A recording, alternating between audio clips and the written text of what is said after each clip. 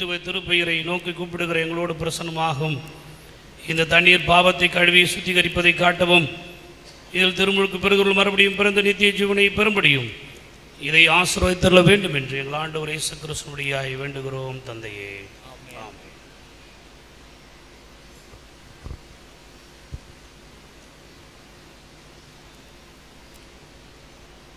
இக்குழந்தைக்கு ட்ரினிடா பிரைஸ்லின் என்று பெயர். தந்தை, மைந்தர், தூய் ஆவியாரின் திருப்பெயராலே இவருக்கு திருமுழுக்கு அளிக்கிறேன். இவரை இந்த திருமணத்தில் இணைத்துக் கொண்டதுக்கு அடையாளமாக இவரது நெற்றியில் சிலுவையின் அடையாளத்தை வரைகிறேன்.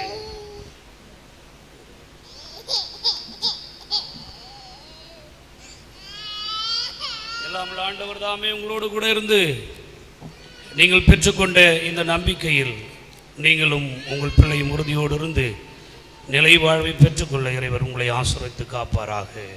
ஆமென். திருமறை பாடம் படிக்க கேட்போம்.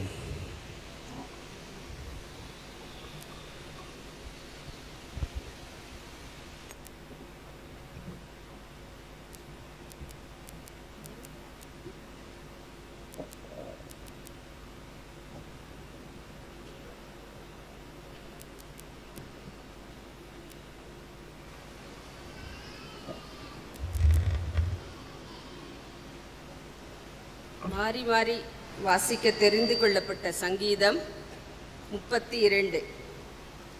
சங்கீதம் 32.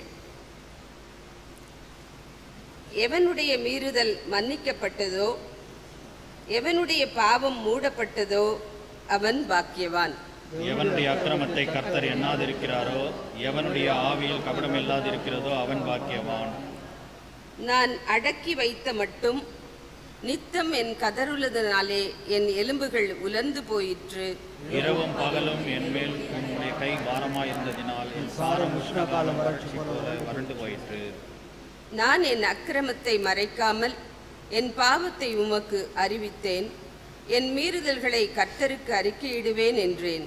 தேவரீர் என் பாவத்தின் தோஷத்தை மன்னித்தீர். இதற்காக சகாயம் கிடைக்கும் காலத்தில் பக்தியுள்ளவன் எவனும் என் அப்பொழுது மிகுந்த ஜலப்பிரவாகம் வந்தாலும் அது அவனை அணுகாது. நீர் எனக்கு மறைவிடமாயிருக்கிறீர். என்னை நீர் இக்கட்டுக்கு விலக்கி காத்து இரட்சணிய பாடல்கள் என்னை சூழ்ந்து கொள்ளும்படி செய்வீர். நான் உனக்கு போதித்து நீ நடக்க வேண்டிய வழியை உனக்கு காட்டுவேன். உன் மேல் என் கண்ணை வைத்து உனக்கு ஆலோசனை சொல்லுவேன். வாரினாலும் கடிவாளத்தினாலும் வாய் கட்டப்பட்டால் ஒழிய உன் கிட்ட சேராத புத்தி இல்லாத குதிரையைப் போலவும் கோவேறு கழுதையைப் போலவும் இருக்க வேண்டாம். துன்மார்க்கனுக்கு அநேக வேதனைகள் உண்டு, கர்த்தரை நம்பியிருக்கிறவனையோ கிருபை சூழ்ந்து கொள்ளும். சேர்ந்து வாசிப்போம். நீதிமான்களே, கர்த்தருக்குள் மகிழ்ந்து களி கூறுங்கள்.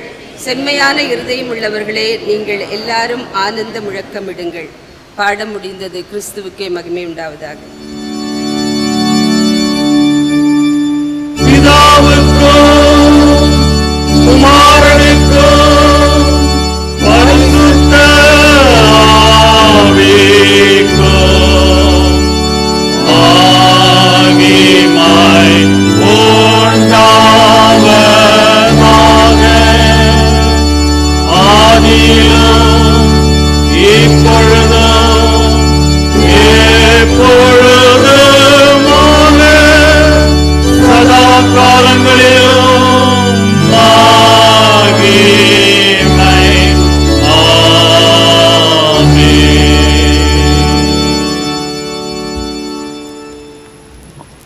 வாசிக்கும்படியாக தெரிந்து கொள்ளப்பட்ட 2ஆம் வேத பாடம் ஆதியாகமம் 7ஆம் அதிகாரம் 11ஆம் வசனம் முதல் 24 முடிய.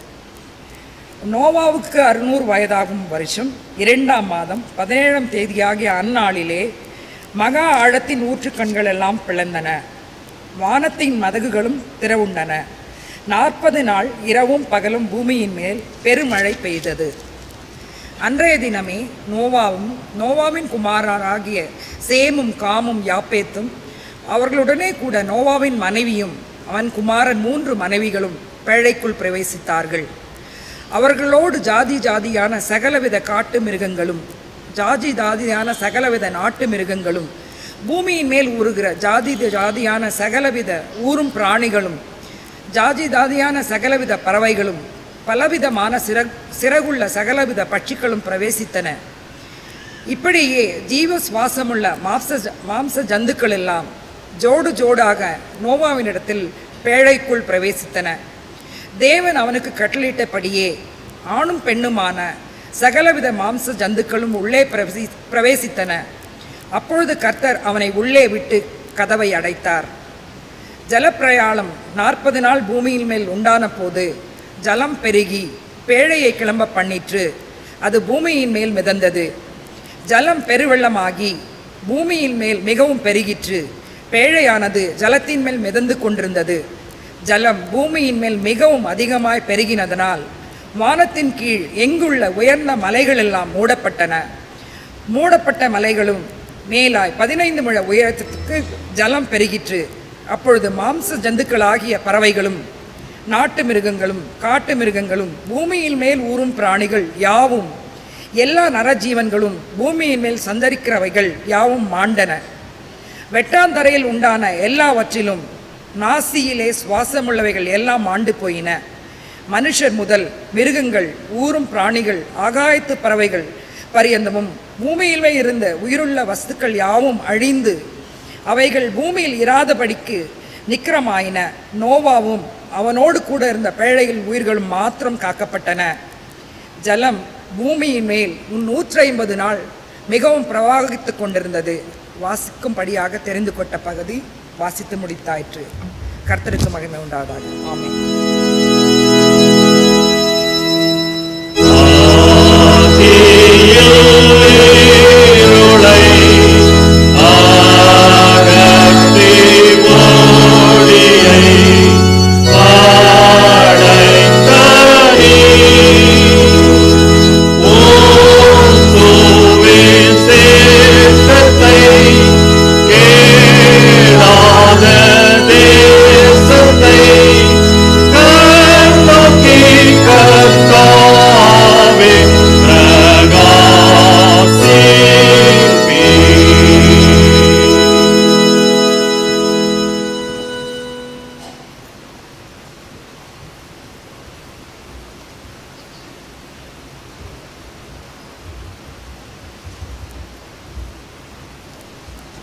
கர்த்தருடைய பரிசுத்த நாமத்திற்கு ஸ்தோத்திரம்.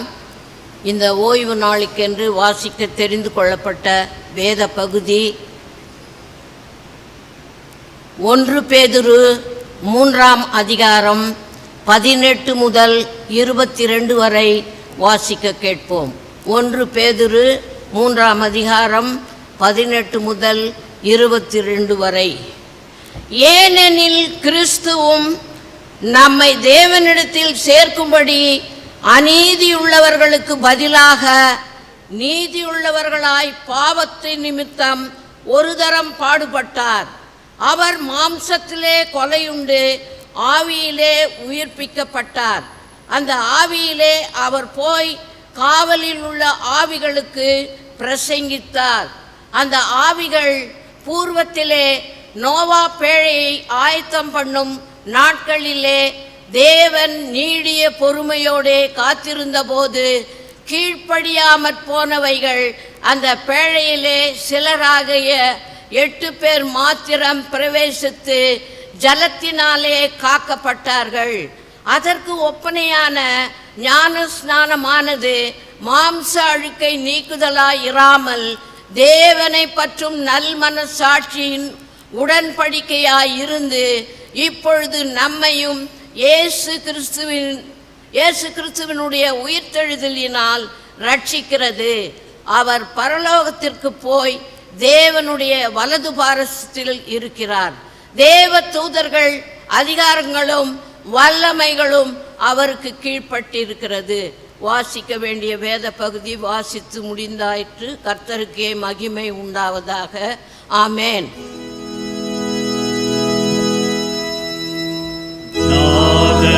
வேதம் என்றும் எங்கள் வழி காட்டும், அதை நம்பு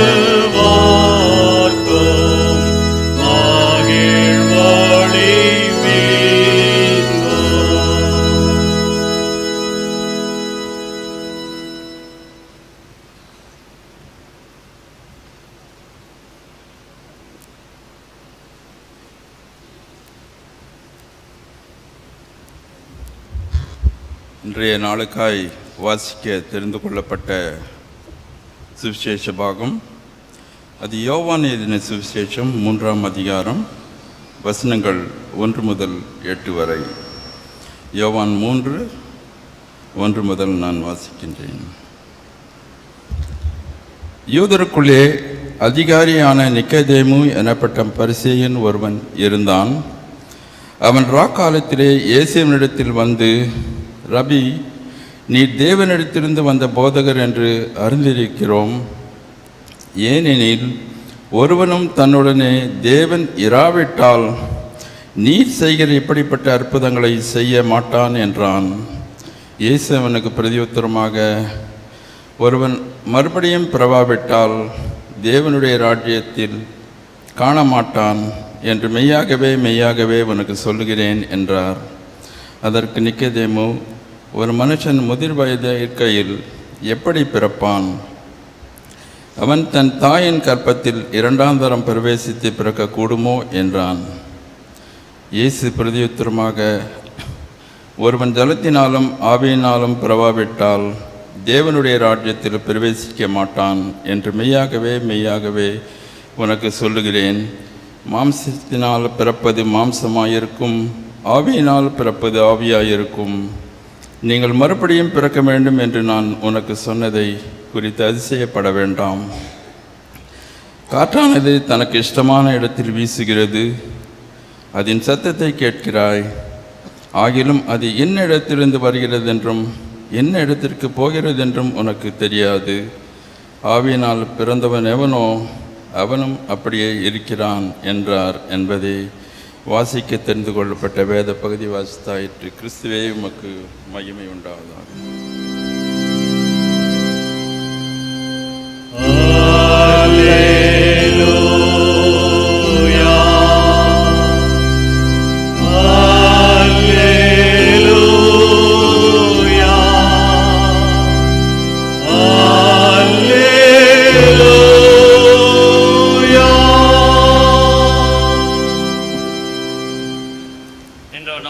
கிறிஸ்துவ கீர்த்தனையில் 251வது கீர்த்தனையை நாம் பாடுவோம்.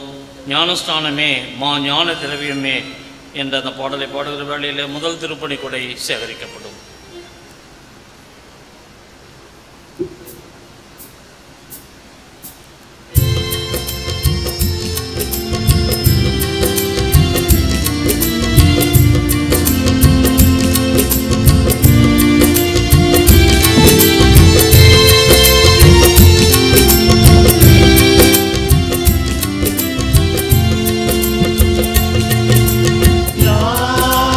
ஞானஸ்தானமா ஞான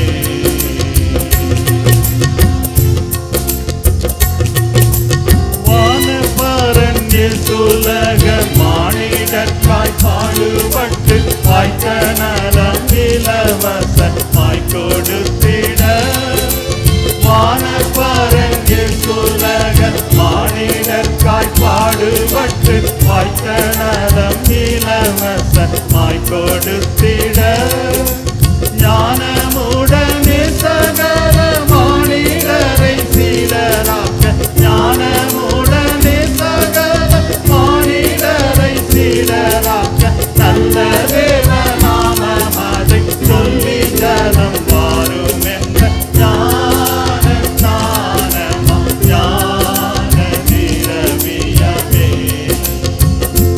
திருநாமம் ஜலமோடு ஞான ஞானமா ஞான திரவியமே.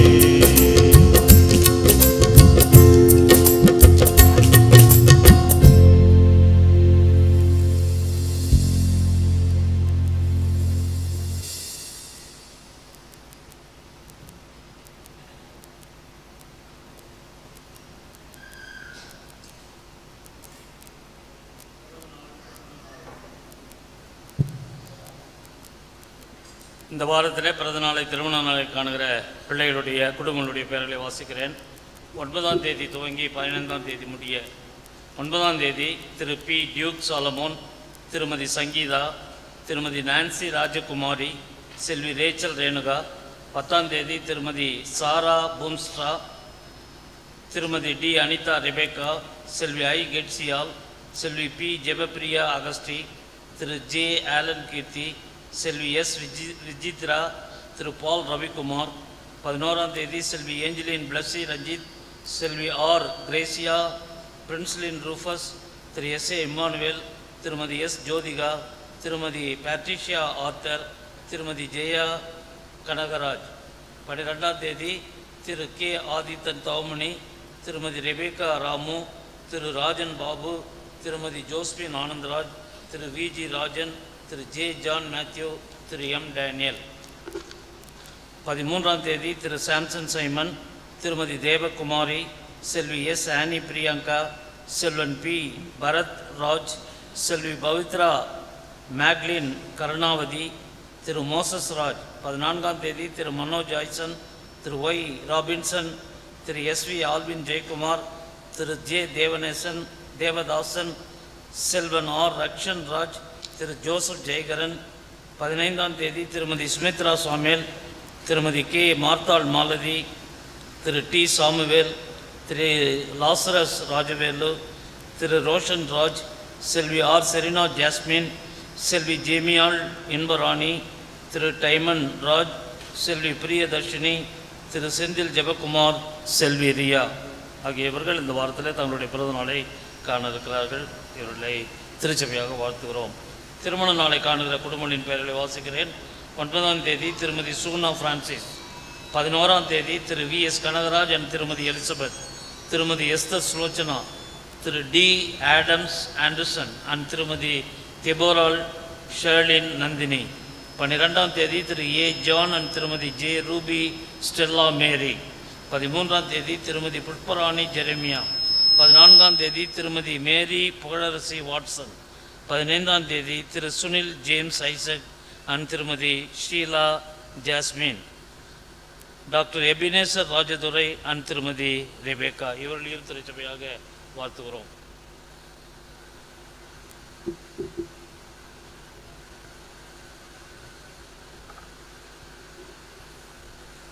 இந்த வழிபாட்டிற்கு புதிதாக வந்திருப்போர் இருப்பின் தயவு கூர்ந்து எழுந்து நிற்கும்படி உங்களை அன்பாய் வேண்டுகிறேன். இந்த வழிபாட்டிலே புதிதாக வந்து பங்கெடுப்போர் எழுந்து நிற்க உங்களை அன்பாய் வேண்டுகிறேன். கடவுள் உங்களோடு கூட இருந்து நீங்கள் எங்களோடும் எங்கள் ஐக்கியத்தோடும் இருக்கிற எல்லா நாட்களிலும் ஆசீர்வாத நன்மைகளையும் உங்களுக்கு நிறைவாகி தருவார். கடவுள் உங்களை நிறைவாக ஆசீர்வதிப்பார். யோசனை பண்ணி ரொம்ப நேரம் பொறுத்து அம்மா ஏன் நிற்கிறாங்க, என்ன சொல்ல போகிறாரோ தெரியலையேன்னு. ரைட், கடவுள் உங்களை நிறைவாக ஆசீர்வதிப்பார். உட்காருங்க. பிறந்த நாள் காணிக்கை பொறியாளர் ஜெய கனகராஜ். ஜோசப் மேயோ விடுதி காணிக்கை ரவி எஸ். ஜோசப் மேயோ விடுதி காணிக்கை ஆர் ஜான் பிரைஸ். தசம பாகம் காணிக்கை எஸ் பால் ரவிக்குமார். பிறந்த நாள் காணிக்கை எஸ் எபினேசர் ராஜதுரை. தசம்பாக காணிக்கை வி எல்லப்பன் இ ஆனந்தி. என்னுடைய கணவரின் பிறந்த நாளுக்காக கருத்தாய் ஜெபியுங்கள் என்று சொல்லி திருமதி பத்மினி ஆதித்தன் அவர்கள் நன்றிப்படையில் காணிக்கை படைத்திருக்கிறார்கள். இல்லை இறைவேண்டல் கூடுகை காணிக்கை ஏவ்லின் ஸ்டார் ஈசுபாதம். பிறந்த நாள் காணிக்கை டாக்டர் எஸ்பெக்ட் தேவாசிர்வாதம். நன்றிப்படையில் காணிக்கை அமுது சித்ரா, பெட்சி ஜெயச்சந்திரன். பிறந்த நாள் காணிக்கை ஆர் திவ்யா, லாரன்ஸ் ரவிராஜ், டேன் ராஜாஸ், ஜே ஆர் கலை நேசன், கேர்லின் ஏர்லி ஸ்டார். திருமண நாள் காணிக்கை படைத்திருக்கிறார்கள். இல்லை இறைவேண்டல் கூடுகை காணிக்கை கே பிரசாத் மலர்வேணி. நன்றிப்படையில் காணிக்கை சுதாகர் உமா. நன்றிப்படையில் பசுபதி. இல்லை இறைவேண்டல் கூடுகை காணிக்கை Lazarus Rajavel Valarmathi. V Rachel பிரைசிபா பிஎஸ்சி நர்சிங் 3rd செமஸ்டர் எக்ஸாமில் வெற்றி பெற்றதற்காக நான் கடவுளுக்கு நன்றி செலுத்துகிறேன் என்று காணிக்கை படைத்திருக்கிறேன். நம்மையும் நம்முடைய காணிக்கைகளையும் நம்முடைய ஜெப வேண்டுதலையும் உள்ள கெடுக்கைகளையும் இறைவனிடத்தில் எடுத்து சொல்ல ஆதாரமாய் யாவரும் முழங்கால் படியேட்டு உம்மையே நான் நேசிப்பேன் என்ற பாடலை பாடி இறைவனோடு நாம் இணைந்து இறைவென்றல் செய்வோம்.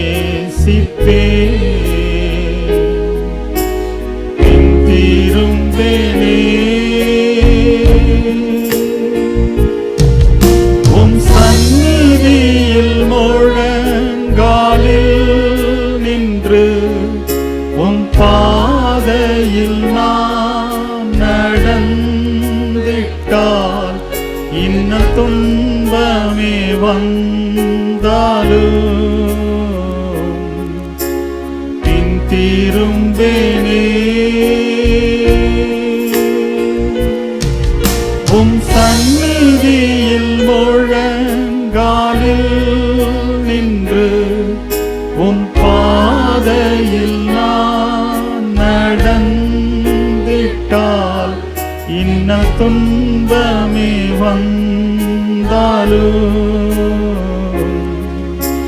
பின்திரும்பேனே. உம்மையே நான் ஆராதிப்பேன், உம்மையே நான் ஆராதிப்பேன், உம்மையே நான்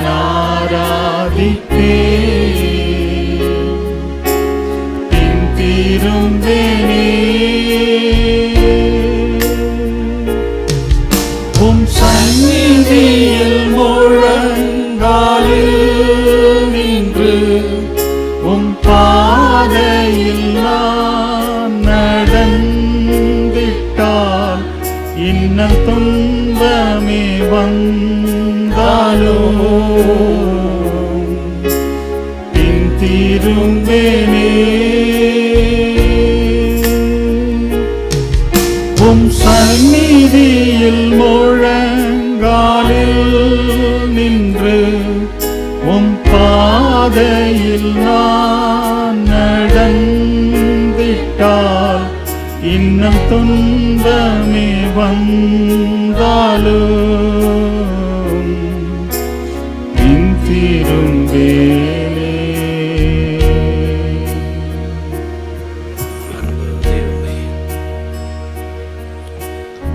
சராசரங்களை படைத்தவரே, ஆதி அந்தமானவரே,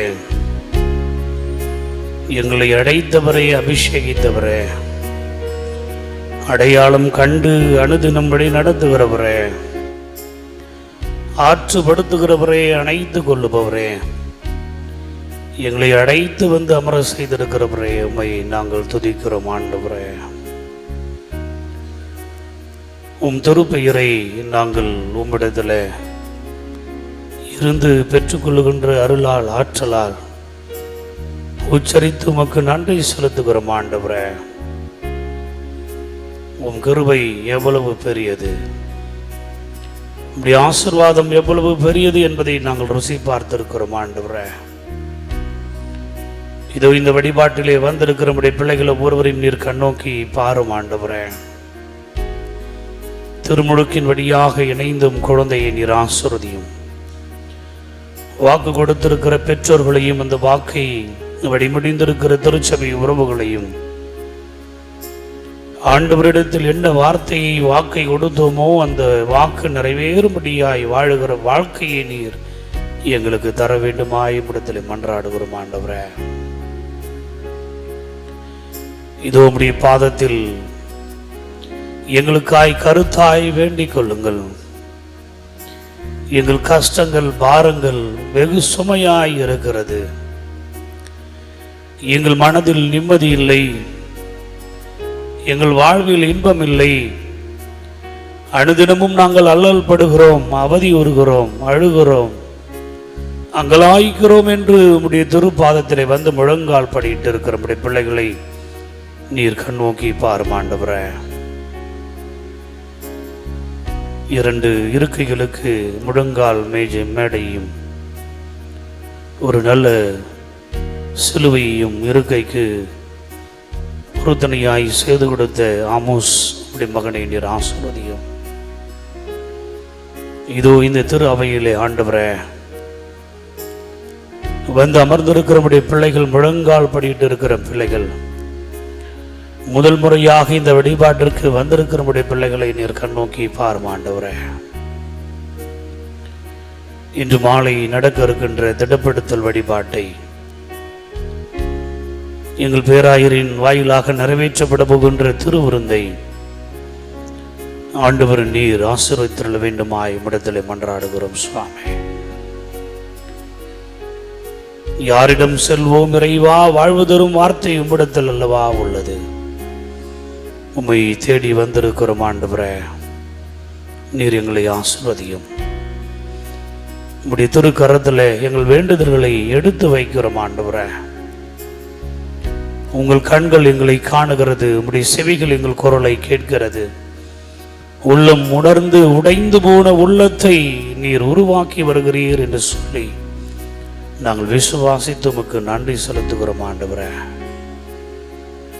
உம்முடைய ஆசீர்வாத நன்மைகளை நீர் எங்களுக்கு நிறைவாக்கி தாரும் ஆண்டவரே. உம் வல்லமையின் கரத்தை நீர் எங்கள் மீது வைத்தருள வேண்டுமாய் உம்மிடத்தில் மன்றாடுகிறோம். யார் யார் எங்களுக்காக ஜெபியுங்கள் என்று சொல்லி வியாதியோடு, கலக்கத்தோடு, கடன் பிரச்சனையோடு, துன்பத்தோடு, துயரத்தோடு உம்முடைய திருப்பாதத்திலே வந்திருக்கிறவள் அவளை நீர் கண்ணோக்கி பாரும் ஆண்டவரே. கடந்த 2 நாட்களாக நடைபெற்ற தூதுபணி விழாவிற்காக நன்றி படைக்கிறோம். நீர் அந்த தூதுபணி விழாவிலே உம் வார்த்தையின் வழியாக, உம்முடைய வல்ல செயல்களின் வழியாக இறை மக்களோடு இடைப்பட்டீர். அதற்காக நன்றி படைக்கிறோம் ஆண்டவரே. தொடர்ந்து இந்த வழிபாடு முழுவதும் நீர் எங்களை வழிநடத்தும், ஆசீர்வதியும், காத்துக்கொள்ளும், பலப்படுத்தும். இயேசுவினாய் மன்றாடுகிறோம் உள்ள நல்ல கடவுளே, ஆமென், ஆமென். ஆண்டவருடைய அருள் வார்த்தைக்காக நாம் காத்திருப்போம்.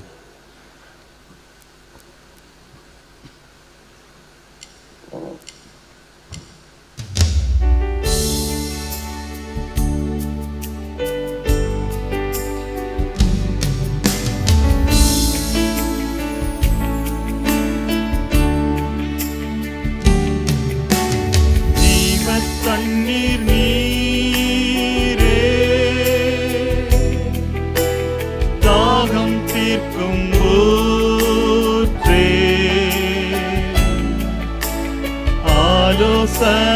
கர்த்தரே எமை ஆளுகை செய்யும். ஜீவத் தண்ணீர் நீரே தாகம் தீர்க்கும் ஊற்றே ஆலோசனை கர்த்தரே எமை ஆளுகை செய்யும். வாரும் தூய ஆவியே உம் பிரசன்னத்தை வாஞ்சிக்கிறோம். உம் வல்லமையால் எம்மை நிறைத்து நீராளுகை செய்யும். வல்லமையால் எம்மை நிறைத்து நீராளுகை செய்யும்.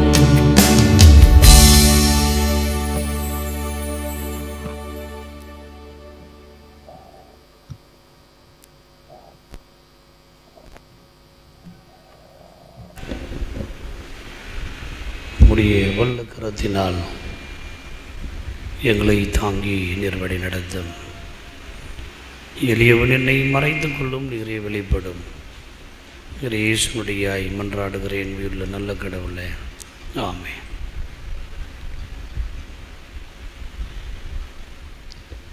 இறந்து போன பிறகு ரெஸ்ட் இன் பீஸ் என்று எழுதுவதற்கு பதிலாக வாழ்ந்து கொண்டிருக்கின்ற பொழுதே லிவ் இன் பீஸ் என்று சொல்லி வாழ்த்த கடவுள் நம்மை அழைக்கிறார். வாழும் வாழ்க்கை அசாத்தியமானது, அற்புதமானது. இன்றைக்கு தென்னிந்திய திருச்சபையின் மாமன்றம் நமக்கு கொடுத்திருக்கிற தலைப்பு திருமுழுக்கு. குறிக்கப்படும் கிறிஸ்துவின் அடையாளம். The identity in Christ marked by baptism. இந்த திருமுழுக்குத்தான் இன்றைக்கு கிறிஸ்துவ சபைக்குள்ளாக மிகுந்த பெரிய சர்ச்சைக்குள்ளாக இருக்கிறது. உயிர்ப்பு கூட இவ்வளவு பெரிய சர்ச்சையை ஏற்படுத்தவில்லை. இன்றைக்கு இந்த திருமுழுக்கு என்று சொல்லக்கூடிய ஞானஸ்நானம், இந்த ஞானஸ்தானத்தை குறித்து பலரும் பலவிதமாக பேசிக்கொண்டிருக்கிறார். தெளிப்பா, குளிப்பா, மூழ்குதலா, அல்லது தலையில் தண்ணீரை தெளித்து அனுப்பிவிடுவதா? 15 நாட்களுக்கு முன்பதாக நம்முடைய திருச்சபையிலே ஒரு இளம் பெண் ஒருவர் என்னிடத்தில் வந்தார். அவரோடு வேறு 2 இளம் பெண்களும் உடன் வந்தார்கள். வயது மூத்தவர்கள், 80 வயது உடையவர்கள். ஐயா, இந்த பொண்ணுக்கு ஞான ஸ்நானம் கொடுக்கணும்னு சொன்னாங்க. நான் உடனே கேட்டேன், இல்லைம்மா இந்த பொண்ணு ஓட்டு போட்டுச்சே,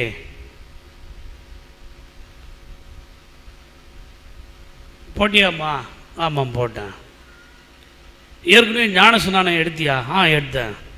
அப்புறம் எனக்கு தெரில. இப்போ என்னம்மா, நான் கல்யாணம் பண்ணோம், அதனால் அந்த கல்யாணத்து வீட்டில் கேட்குறாங்க எனக்கு ஞான ஸ்நானம் கொடுங்க.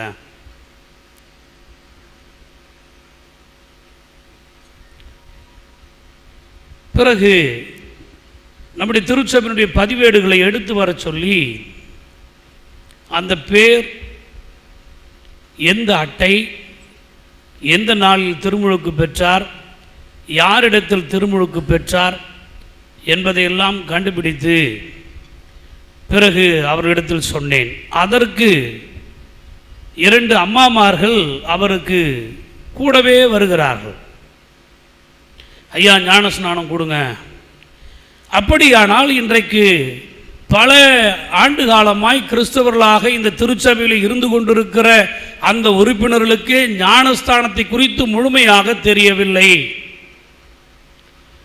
ஞான ஸ்நானம் என்றால் என்ன என்று புரியவில்லை. ஞானஸ்தானத்தை என்ன நினைத்து கொண்டிருக்கிறார்கள் என்றே தெரியவில்லை. யூடியூப் வலைவொலியை எடுத்து பார்த்தால், ட்விட்டர், குயிக்கர், ஃபேஸ்புக், முகநூல் எதை நீங்கள் எடுத்து பார்த்தாலும் இந்த திருமுழுக்கை குறித்தே சர்ச்சைகளை பெண்டிகாஸ்டர் பாஸ்டர் மட்டுமல்ல, பாரம்பரிய திருச்சபையை சார்ந்த குருமார்களும் போதித்துக் கொண்டிருக்கிறார்கள். திருமுழுக்குக்கு அவரவர் ஒரு சில விளக்கத்தை எழுதி கொண்டிருக்கிறார்கள். அவரவர் புரிந்ததை சொல்லிக் கொண்டிருக்கிறார்கள். எது திருமுழுக்கு? ஏன் திருமுழுக்கு? எதற்காக எடுக்க வேண்டும் திருமுழுக்கு? இங்கே ஒரு முறை தெளிப்பிலே அந்த திருமுழுக்கு எடுத்து விட்டால் மீண்டுமாக தொட்டியிலே போய் மூழ்கி திருமுழுக்கு எடுக்க வேண்டுமா? அப்படியானால் இந்த திருமுழுக்கை, இந்த திருமறை இவ்வளவு மக்களுக்குள்ளாக சர்ச்சையை ஏற்படுத்தும் என்று சொன்னால் அந்த முறைமையை வடித்து தந்திருப்பார்களே. திருமுழுக்கு முக்கியம் என்பதனால் இந்த திருமறை அதை குறித்து பேசுகிறது.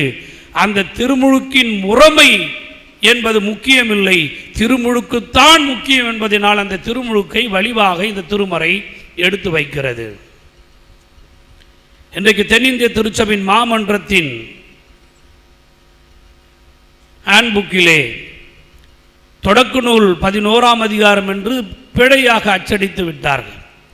அது 7ஆம் அதிகாரம். எனவேதான் 7ஆம் பிரிவை இந்த நாளிலே நம் திருச்சபையிலே படித்தார். திருமுழுக்கு என்றால் என்ன?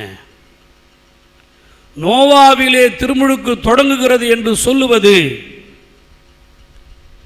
ஏதோ முழுக்கு முனிவர் யோவான் புதிய ஏற்பாட்டிலே அவர்தான் திருமுழுக்கை தொடங்கி வைத்தார் போன்று அவருக்கு அந்த திருமுழுக்கின் பெயரே வந்தாலும் அதனுடைய நிழலாட்டம், அதனுடைய முன்னோட்டம் ஏற்கனவே நோவாவில் இருக்கிறது. அந்த நோவாவின் வாழ்க்கையிலே ஒரு பேழையை செய்யும்படியாக கடவுள் சொன்னார். அந்த பேழையை செய்து அந்த பேழைக்குள்ளாக எந்த தண்ணீர் உலகத்தில் பாவத்தை அறிக்கையிடாத, பரிசுத்தத்தை விரும்பாத, கடவுளுக்கு எதிராக வாழ்ந்த மக்களை எந்த தண்ணீர் அழித்ததோ அதே தண்ணீர் இவர்களை காத்தது. அதற்கு தேவை ஒரு பேழை. அதைத்தான் 7ஆம் பிரிவிலே தொடக்க நூலிலே நோவாவின் வாழ்க்கையில் இந்த பேழைக்குள்ளாக சென்றவர்களெல்லாம் காப்பாற்றப்பட்டார்கள். அதனை தொடர்ந்து 21, 2, 3 வாக்கியங்களை 4 வரை எடுத்து படித்து பார்த்தால் பூமியிலே எல்லாம் அழிந்து போனது. மரம், செடி, கொடிகள் எல்லாம் அழிந்து போனது. திருமுழுக்கு என்பது பாவத்திற்கு செத்து நீதிக்கு பிழைப்பது. திருமுழுக்கு என்பது இந்த உள்ளார்ந்த மனமாற்றத்தின் வெளிப்புறமான அடையாளம். உள்ளார்ந்த மனமாற்றத்தின் வெளிப்படையான அடையாளம் தான் இந்த திருமுழுக்கு. அப்படியானால் குழந்தைக்கு சிஎஸ்ஐ சர்ச்சில் திருமுழுக்கு தராங்களே, ரைட்டா? அது பாவத்தை அறிக்கை பண்ணுச்சா? அது ரட்சிக்கப்பட்டுச்சா? அவங்க அப்பா அம்மா தானா போய் சொன்னாங்க? இந்த குழந்தைங்க எதுவும் சொல்லலையே. அப்போ ஒன்றுமே தெரியாத குழந்தைக்கு திருமுழுக்கு தந்தார்களே, இது ரைட்டா, இது தப்பா என்றெல்லாம் இன்னும் சில பேர் கேட்டுக்கொண்டு தான் இருக்கிறார். அன்பானவர்களே, இந்த திருமுழுக்கிலே அந்த பெற்றோர்கள் தந்த அந்த வாக்குறுதியை இந்த பிள்ளை வளருகின்ற பொழுது, இந்த பிள்ளை காலத்தின் கட்டாயத்தின் பால் மாற்றம் பெற்று உருவாகி வருகின்ற பொழுது தவறான பாதைக்கும், தவறான நம்பிக்கைக்கும், தவறான பழக்கத்திற்கும், தவறான நட்பிற்கும், தவறான வழிகோலுகின்ற போகின்ற அந்த போக்கிற்கும் விட்டு விடுவதற்கு நான் தயாரில்லை. எந்த அன்பை, எந்த ரட்சிப்பை, எந்த வாழ்வை நான் பெற்றுக்கொண்டேனோ அதே ரட்சிப்பை இந்த பிள்ளைக்கும் தருவேன் என்று அந்த குழந்தையை தூக்கி வந்து குருமாருடைய முன்னிலையில் வைத்து சொல்லுகிற அந்த வாக்கு தத்தத்தை திடப்படுத்தல் வரைக்கும் காக்கிறார்களே, அந்த காத்து தருகின்ற வெளிப்படையான சாட்சி தான் திடப்படுத்தல். எனவே திருமுழுக்கு என்பது திடப்படுத்தலிலே நிறைவேறுகிறது என்பதைத்தான் நீங்களும் நானும் புரிந்து கொள்ள வேண்டும். திடப்படுத்தல் என்பது 5 வயசுல 6 வயசுல தருவது கிடையாது. திடப்படுத்தல் என்பது 8 வயசு 9 வயசுல தருவது கிடையாது. 13 வயதிற்கு மேல் நன்றாய் பக்குவம் அடைந்து எல்லாவற்றையும் தெரிந்து புரிந்து எது சரி எது தவறு என்று பகுத்து உணர்கின்ற அந்த ஆற்றல் வருகின்ற பொழுது தருவதுதான் திடப்படுத்தல். எனவே திருமுழுக்கு என்பது பாவத்திற்கு செத்து நீதிக்கு பிழைக்கின்ற அந்த வாழ்வின் அடையாளம். என்னாகமம் 8ஆம் பிரிவு 5, 6, 7 எடுங்க. என்னாகமம் 8ஆம் பிரிவு 8வது அதிகாரம் 5, 6, 7. பின்னும் கர்த்தர் மோசேயை நோக்கி,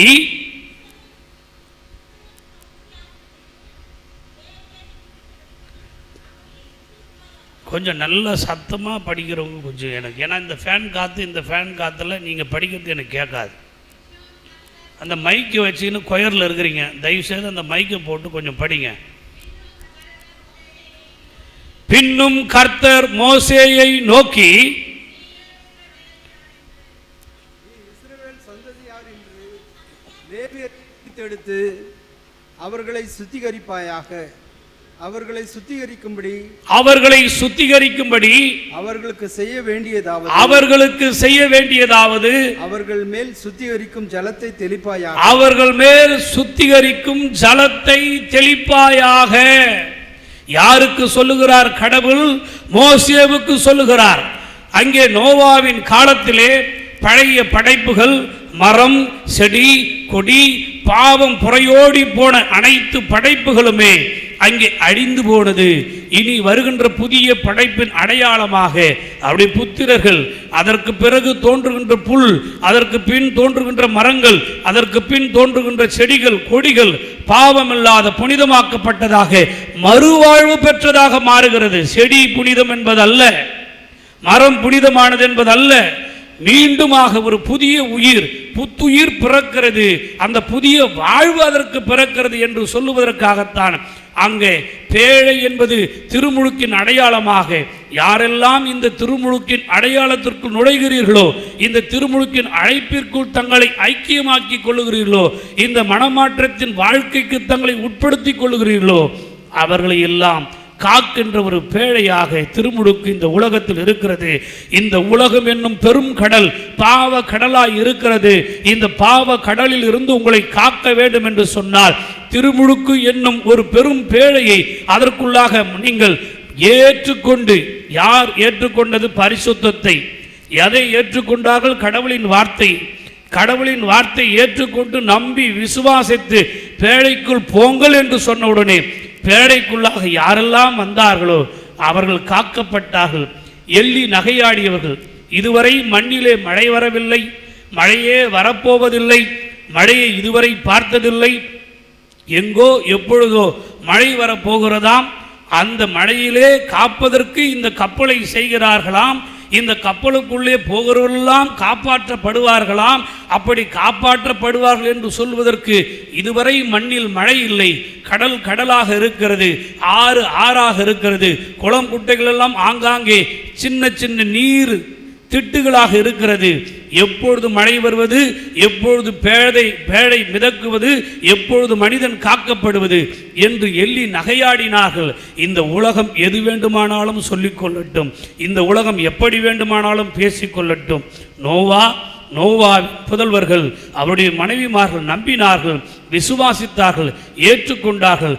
ரட்சிப்பை பெற்றுக்கொண்டதற்கு அடையாளமாக பேழைக்குள் கடவுளின் வார்த்தையை நம்பி உள்ளே பிரவேசித்தார்கள். இந்த திருமுழுக்கு என்பது கடவுளின் வார்த்தையை நம்பி ஏற்றுக்கொண்டு அவருக்காக நம் வாழ்க்கையை தருவது. அதனுடைய வெளிப்புற அடையாளம் தான் இந்த திருமுழுக்கு. இந்த திருமுழுக்கிலே குருமார்கள், லேவியர்கள் தனக்கென்று பரிசுத்தப்படுத்தப்பட்ட மக்கள் இனத்தை எப்படி நீ தூய்மைப்படுத்தி ஏற்றுக்கொள்ள வேண்டும் என்று மோசேவுக்கு கடவுள் சொல்லுகிறார். நீர் அவர்களை அழைத்து வந்து தூய நீரை தெளித்து, நன்றாய் நீங்கள் புரிந்து கொள்ள வேண்டும், தூய நீரை தெளித்து அவர்களை தூய்மைப்படுத்தி அவர்களை ஏற்றுக்கொள்ள வேண்டும், அவர்களை நீங்கள் அங்கீகரிக்க வேண்டும்.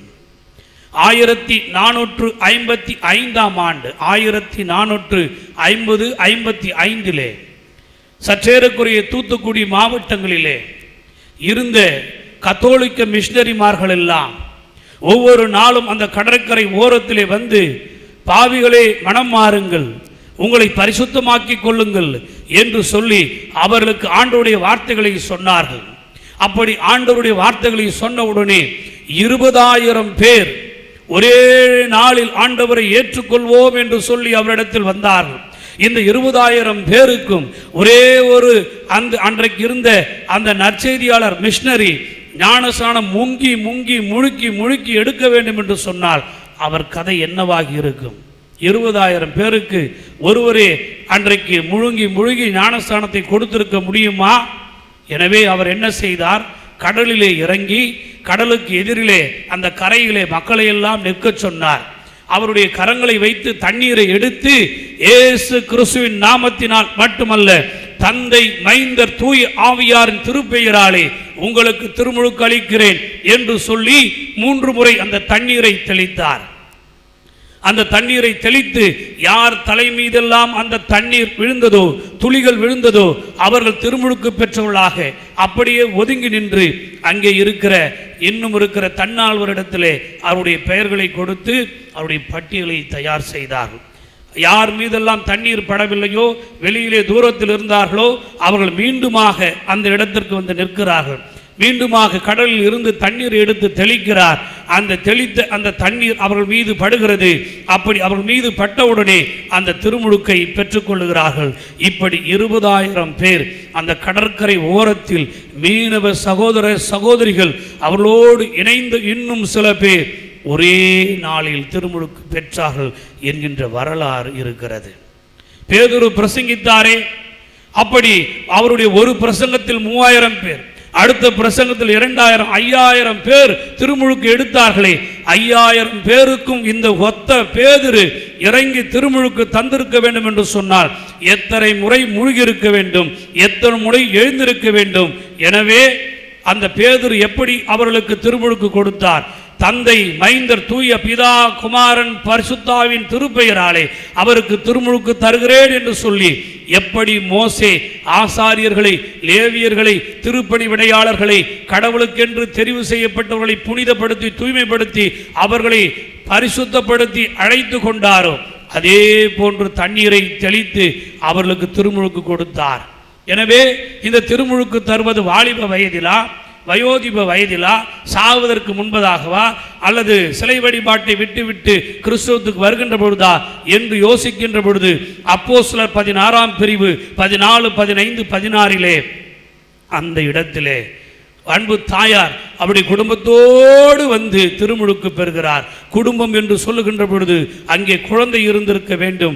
குடும்பம் என்று சொல்லுகின்ற பொழுது அங்கே பிள்ளைகள் இருந்திருக்க வேண்டும். அந்த பிள்ளைகள் சிறுவர்களாக சிறுமிகளாக இருந்திருக்க வேண்டும்.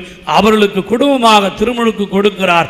அப்படி குடும்பமாக திருமுழுக்கு கொடுக்கின்ற பொழுது அங்கே பெரியவரா சிறியவரா என்கின்ற நிலைக்கு ஆளாகாமல் யார் வேண்டுமானாலும் மனம் மாறி அந்த மனமாற்றத்தில் பாவத்திலிருந்து மன்னிப்பு பெற்று வாழ்வு பெற விரும்புகிற இயேசுவை ஏற்றுக்கொள்ளுகின்ற யாரும் திருமுழுக்கு பெறலாம். என்ன பிரச்சனை? முழுக்கு முனிவர் யோவான் திருமுழுக்கை கொடுக்கின்ற பொழுது அவர் எந்த நாமத்தில் கொடுத்தாரு? யோவான் ஸ்நானகன் திருமுழுக்கு கொடுத்தார். அந்த திருமுழுக்குக்கும் சீடர்கள் கொடுக்கிற திருமுழுக்குக்கும் வித்தியாசம் இருக்கிறது. மத்தேயு 28:19 படிங்க.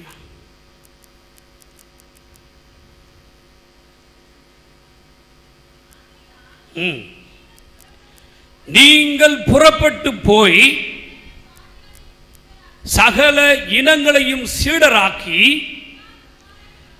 தந்தை மைந்தர் தூய ஆவியாரின் திருப்பெயராலே அவர்களுக்கு திருமுழுக்கு கொடுங்கள் என்று சொன்னார்.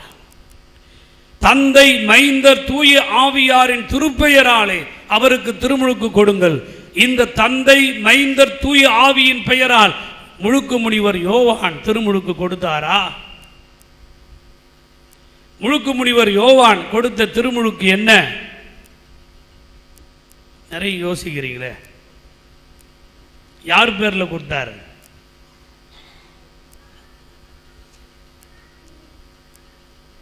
முழுக்கு முனிவர் யோவான் யார் பேரில் திருமுழுக்கு கொடுத்தார்?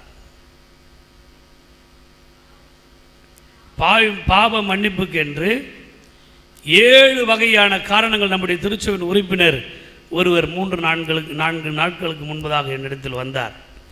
7 காரணங்களுக்காக திருமுழுக்கு கொடுக்கலாம் என்கின்ற பட்டியலை என்னிடத்தில் கொண்டு வந்து கொடுத்தார். திருமுழுக்கு யோவான் கொடுத்தது பாவ மன்னிப்புக்கென்று ஆவியினாலே கொடுத்தார். அந்த ஆவியினால் கொடுத்த அந்த திருமுழுக்கு பாவ மன்னிப்பை நிவர்த்தி செய்யுமா என்று சொன்னால், அவர்கள் யோவான் கொடுத்தது யூதர்களுக்கு மட்டும்தான் திருமுழுக்கு கொடுத்தார். நல்லா கவனிக்கணும். யோவான் கொடுத்த திருமுழுக்குக்கும் சீடர்கள் கொடுக்கிற திருமுழுக்குக்கும் பெரிய வித்தியாசம் இருக்கிறது. யோவான் யூதர்களுக்கு மட்டும்தான் திருமுழுக்கு கொடுத்தார். ஏன் என்று சொன்னால், அந்த யூதர்களுக்கு மட்டும்தான் அந்த திருமுழுக்கு என்பதை யோவான் அன்றைக்கு சொன்னதற்கு காரணம், பாவத்திலிருந்து மன்னிப்பு பெற்று கடவுளோடு ஐக்கியப்பட வேண்டும் என்று விரும்புகிற யூதர்களுக்கு மட்டும்தான் யோவான் திருமுழுக்கு கொடுத்தார். அந்த திருமுழுக்கைத்தான் இயேசுபிரான் மத்தேயு 28ஆம் பிரிவிலே 19ஆம் திருவாக்கியத்திலே, நீங்கள் புறப்பட்டு போய் யூத தேசத்தில் மட்டுமல்ல, யூத நிலப்பரப்பில் மட்டுமல்ல, இஸ்ரவேல் தேசத்தில் மட்டுமல்ல, இந்த மக்கள் திரள் கூட்டம் இருக்கிறார் இவர்களுக்கு மட்டுமல்ல, நீங்கள் புறப்பட்டு போய் உலகமெங்கும், மார்க் 16ஆம் சர்வ சிருஷ்டிக்கும் நற்செய்தி அறிவித்து, சர்வ சிருஷ்டிக்கும் நற்செய்தி அறிவித்து, அங்கே தந்தை மைந்தர் தூய ஆவியாரின் திருப்பெயராலே அவர்களுக்கு திருமுழுக்கு கொடுங்கள் என்று சொன்னார். இந்த தந்தை மைந்தர் தூய ஆவியாருடைய திருமுழுக்குத்தான். திருமுழுக்கிலே மூழ்குகிறோமா, குளிக்கிறோமா, தெளிக்கிறோமா என்பதல்ல. என்னை முக்கி எடுங்க, என்னை மூழ்கி எடுங்க. என்னிடத்தில் சில பேர் வருகின்ற பொழுதே அப்படி சொல்லுவார்கள், ஐயா எனக்கு முழுக்கு ஞான ஸ்நானம்தான் வேண்டும், பரவாயில்லை. எனக்கு தெளிப்பு ஞான ஸ்நானம்தான் வேண்டும், பரவாயில்லை. எதற்காக இந்த ஞான ஸ்நானம் என்று கேட்டால், கல்யாணம் நடக்க போகிறது, காலேஜில் சீட்டு வாங்கணும், ரெக்கமெண்டேஷன் லெட்ரு வாங்கணும், இது இருந்தால் தான் அங்கே எங்களை சேர்த்துக்கிறாங்க என்று எதற்கு திருமுழுக்கு என்பதை தெரியாமல் தெரிந்து கொள்ளாமலே திருமுழுக்குக்காக தன்னை கையளிப்பவர்கள் முன்னிறுத்தவர்கள் இருந்து கொண்டுதான் இருக்கிறார்கள். அவர்களுக்கு ஆலோசனை சொல்லி அழைத்து வருகிறவர்கள் இன்றைக்கும் இருந்து கொண்டுதான் இருக்கிறார்கள். அதற்குத்தான் 15 நாட்களுக்கு முன்பதாக நடந்த கதையை, நம் திருச்சபையின் கதையே உங்களுக்கு நான் சொன்னேன்.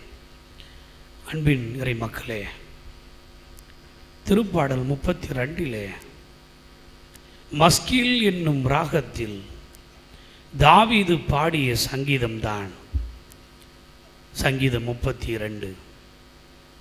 11 வாக்கியங்கள் இருக்கிறது. இந்த மஸ்கில்ன்ற ராகம் என்ன ராகம்? பாடகர் குழுவில் இருக்கிறவங்க சொல்லணும். இன்னைக்கு பார்த்தா நம்ம அகஸ்டின் அண்ணன் இல்லை. மஸ்கில்ன்ற ராகம் என்ன ராகம்?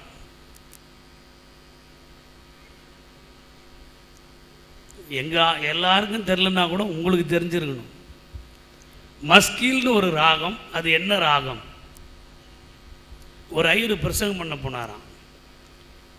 பிரசங்கம் பண்ணி முடித்த உடனே அவர் சொன்னாராம், நான் அமிர்த வர்ஷினி ராகம் பாடினால் அப்போ தான் வானத்திலிருந்து மழையே பொழியுன்னாராம். நான் பூபாலம் என்கின்ற ராகத்தை பாடினால் பொழுது விடியும் என்றாராம். விவகாரமாக ஒரு பையன் ஏஞ்சானா, ஐயா நேற்று பக்கத்தூரில் நீங்கள் பாடினீங்களே கச்சேரி, அதில் சர்ருன்னு 10-15 கல்லை விட்டு உங்களை அடித்தாங்களே, அது என்ன ராகம்னு கேட்டானா. உடனே சொன்னாராம் அந்த பிரசிங்கர், அது கல் ராகம். அந்த மாதிரி மஸ்கில்ன்ற ராகம் என்ன ராகம்? எதுக்கு பாடுறது?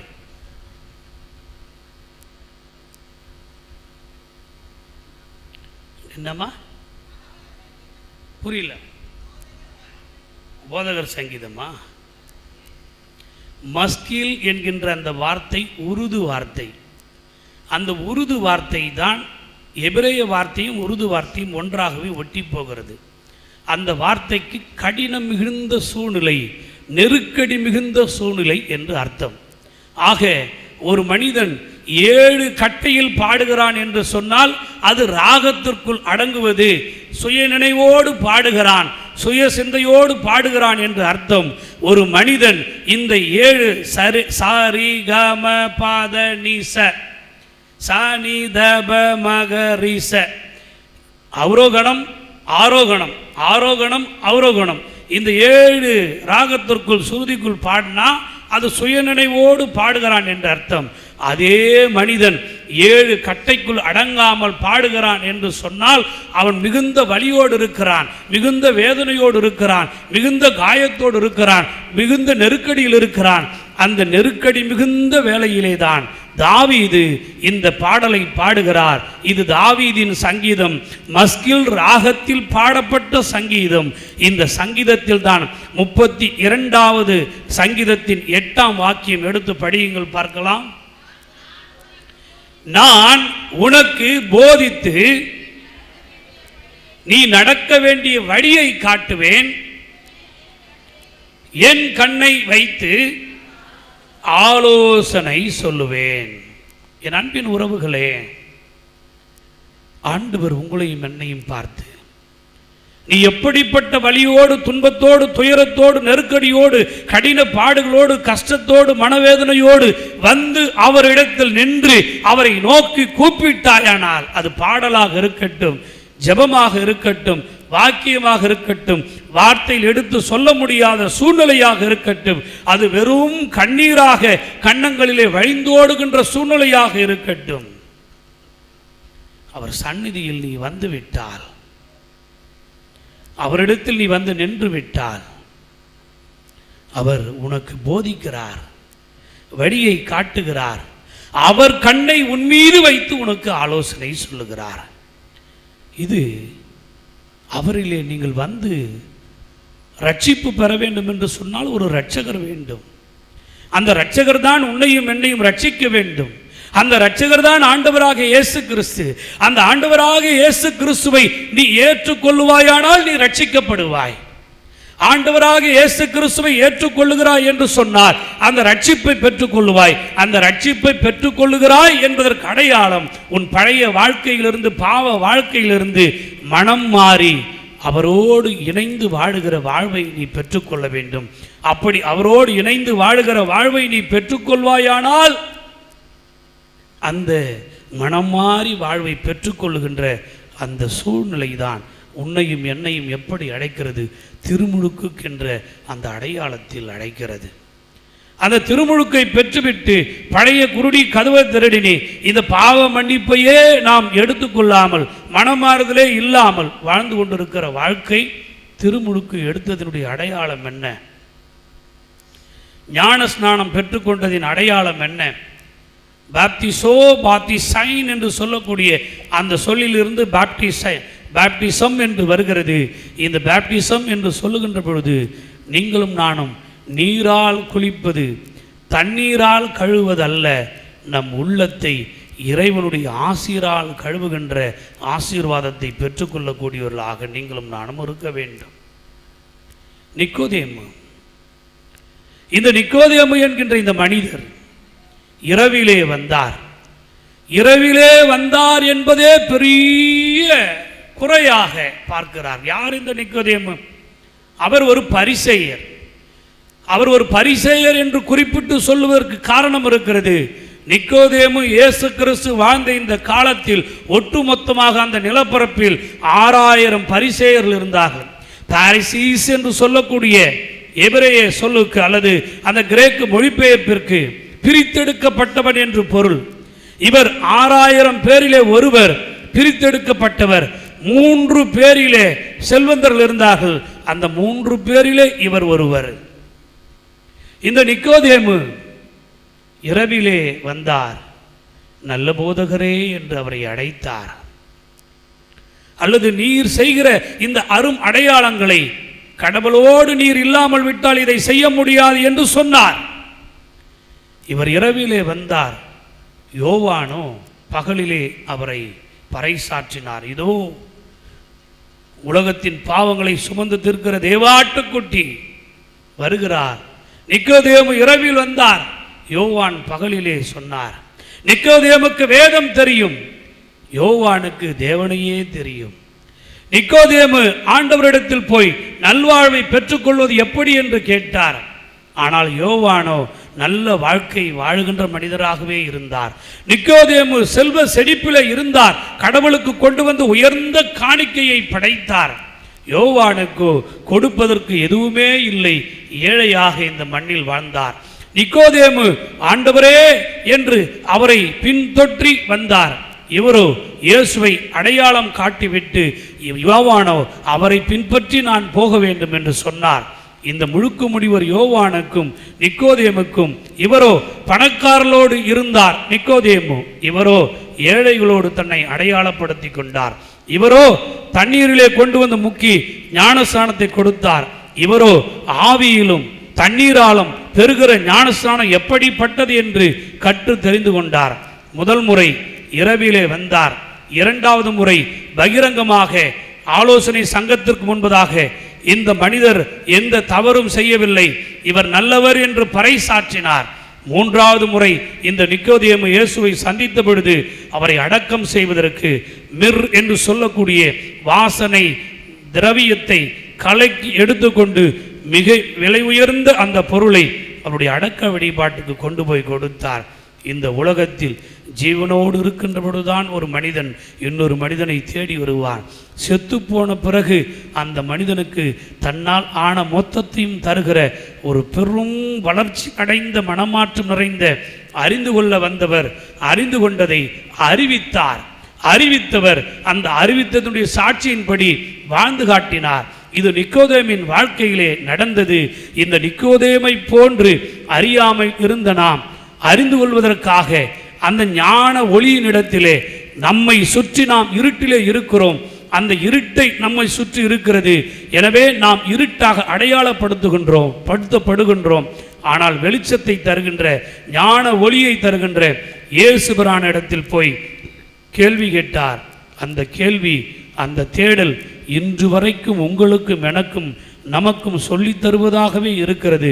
இந்த உலகத்தில் நீங்களும் நானும் அறிந்து கொள்ள வேண்டிய ஆன்மா, அறிந்து கொள்ள வேண்டிய ஆழ்ந்த சத்தியம், அறிந்து கொள்ள வேண்டிய மறை உண்மை, வாழ்க்கைக்கு எடுத்துக்கொள்ள வேண்டிய மறை சத்தியம் ஆண்டவராகிய இயேசு கிறிஸ்துவை நம்பி அவரை ஏற்றுக்கொண்டு அவர் பெயரால் திருமுழுக்கு தருவது, அவள் பெறுவது, அந்த திருமுழுக்கு பெற்றுவிட்டால் கடைசி மட்டும் அவருக்காக சாட்சியாக வாழ்வது என்று சொல்லி அந்த திருமுழுக்குக்காகவே இன்றைக்கு எத்தனையோ சபைகள் பிரிவினையை உண்டு பண்ணி கொண்டிருக்கிறது. முழுக்கு ஞானஸ்நானம்தான் இயேசு கிறிஸ்து எப்படி எடுத்தார், இயேசு கிறிஸ்து எப்படி எடுத்தார் என்று ஞானஸ்நானத்தை எடுத்தார் என்று போதித்து கொண்டிருக்கின்ற பாஸ்டர்மார்கள், போதகர்கள், குருமார்கள் இருக்கிறார்கள். அங்கே யோர்தான் ஆறு இருந்தது. அந்த யோர்தான் ஆற்றங்கரை ஓரத்தில் இயேசு பக்கத்தில் இருந்தார். அங்கே போய் அவர் திருமுழுக்கு எடுத்துக்கொண்டார். John de Britto, Don Bosco, Arulanandar போன்ற திருத்தொண்டர்கள் எல்லாம், டி ராபர்ட் டி நொபிலி போன்ற திருத்தொண்டர்கள் எல்லாம் திருமுழுக்கை மணலால் தண்ணீரால் அங்கே இருக்கிற மனிதர்கள் மீது தெளித்து திருமுழுக்கை தந்தார்கள். திருமுழுக்கிலே எந்த முறையில் நீ பெற்றாய் என்பதல்ல, எந்த முறையில் நீ பெற்றாய் என்பதல்ல, திருமுழுக்கு என்பது முக்கியம் என்பதைத்தான் நீங்களும் நானும் தெரிந்து கொள்ள வேண்டும். அந்த திருமுழுக்கு முக்கியம் என்றால் அந்த திருமுழுக்கை பெறுகிறோம் பெறப்போகிறோம் என்பதற்கு மனம் மாற்றமும் பாவ மன்னிப்பிலிருந்து பாவத்தை அறிக்கை செய்து விட்டுவிட்டு மனமாற்றம் பெற்று ஒரு புதிய வாழ்வை பெறுவதுதான் திருமுழுக்குக்கான முக்கியமான முடிவு முறை என்பதை அறிந்து கொண்டு இப்படிப்பட்ட திருமுழுக்கை, ஞான குளியலை, ஞான ஸ்நானத்தை வெறும் தண்ணீரிலே முங்கி எழுவதிலிருந்து அல்ல, ஞானத்தினால், இறைவனின் இத்திரு ஞானத்தினால் மூழ்கி எழுகிற இந்த எண்ணம் நம் உள்ளத்திலே இறைவர் வைப்பாரானால் அப்படிப்பட்ட ஆசீர்வாத நன்மைகளை நீங்களும் நானும் பெற்றுக்கொள்ள எல்லாம் அல்ல இறைவன் நம்மை ஆசீர்வதிப்பாராக. இனி முதற்கொண்டு இது இப்படிப்பட்ட சபை, அது ஆவியான சபை இல்லை, இது பாதி சபை, இது பாரம்பரிய சபை, தொட்டியில் முங்க வேணும், ஆற்றுல முங்கணும், முழுக்கு ஞானஸ்நானம் தான் ஞானஸ்நானம் என்று சொல்லி தப்பாக சொல்லுகிறவர்களை பார்த்து அவர்கள் பின்னால் போய் உங்களுடைய வாழ்க்கையை வீண்படுத்தி கொள்ள வேண்டாம். ஞானஸ்நானத்து முக்கியம் பாவத்தை அறிக்கையிடுதல், பாவ மன்னிப்பை பெறுதல், இயேசுவை அறிந்து கொண்டு ஏற்றுக்கொள்ளுதல், அவர் நம்மை ரட்சித்தார் என்ற அந்த உண்மைக்கு நேராக நம் வாழ்க்கையை நடத்துதல். அப்படி ரட்சிக்கப்பட்ட நமக்கு, அவரை ஏற்றுக்கொள்கின்ற நமக்கு அவரே தன் திருவாய் திறந்து சொன்ன அந்த வார்த்தை, தந்தை மைந்தர் தூய ஆவியாரின் திருப்பெயராலே திருமுழுக்கு கொடுங்கள் என்று சொன்னாரைபடியே முழுக்கு ஞானஸ்நானம் கொடுங்கள், தெளிப்பு ஞானஸ்நானம் கொடுங்கள், குட்டையில் கொடுங்கள், குளத்தில் கொடுங்கள், ஆற்றில் கொடுங்கள், அங்கே கடலில் கொடுங்கள் என்பதல்ல. ஞானஸ்தானத்தை முறையாக முழுமையாக புரிந்து கொண்டு அந்த பாதையிலே பயணிக்க எல்லாம் வல்ல இறைவன் உங்களையும் என்னையும் ஆசீர்வதித்து வழி நடத்துவாராக. ஆமேன். கண்களை மூடுவோம், கடவுளை நோக்கி பார்ப்போம். அன்பு தெய்வமே, திருமுழுக்கு என்பது எங்கள் வாழ்க்கையிலே நீ தந்திருக்கிற அருள் அடையாளம். Identity in Christ marked by baptism. கிறிஸ்துவுக்காக நாங்கள் குறிக்கப்பட்டவர்கள், அடையாளம் இடப்பட்டவர்கள் என்கின்ற அந்த அடையாள செயல்தான் இந்த திருமுழுக்கு. ஆனால் அது ஆன்மாவை கழுவக்கூடியது, எங்கள் பாவங்களை எங்களில் இருந்து நீக்கக்கூடியது, பரிசுத்தத்தை பெற்றுக்கொண்டு உம்முடைய தூய பாதையில் நாங்கள் வழிநடப்பது என்று சொல்லி இந்த நாளிலே நாங்கள் தெரிந்து கொண்ட உண்மைக்காக நன்றி படைக்கிறோம். ஆசீர்வதியும் காத்துக்கொள்ளும் பலப்படுத்தும் இறை இயேசுனுடையாய் மன்றாடுகிறோம் உள்ள நல்ல கடவுளே. ஆமேன், ஆமேன், ஆமேன். மிக தெளிவான ஒரு செய்தியை இந்த ஞானஸ்நானம் என்கிற தலைப்பின் கீழ் ஆயர் அவர்கள் பகிர்ந்து கொடுத்ததற்காக நன்றி செலுத்துகிறேன். திருச்சபைக்குரிய அறிவிப்புகளை பொருளரும் செயலரும் பொருளரும் அறிவிப்பார்கள்.